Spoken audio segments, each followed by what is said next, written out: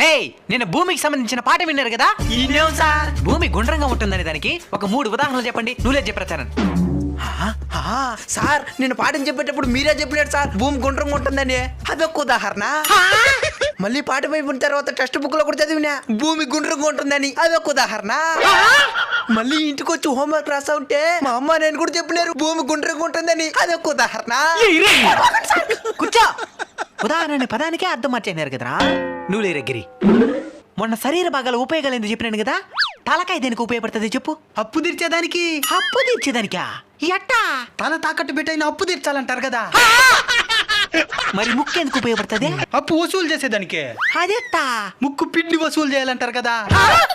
మరి కాళ్ళ? అప్పు ఇప్పుడు ఇలేనో అని కాళ్ళు పట్టుకొని ప్రాధాయపడేదానికి. మీ నాయన వడ్డీ వ్యాపారి కదా? మీకే తెలుసు సార్. ఇంతకీ చేతులు ఎందుకు ఉపయోగపడుతుంది తెలుసా? దేనికే? నిన్ను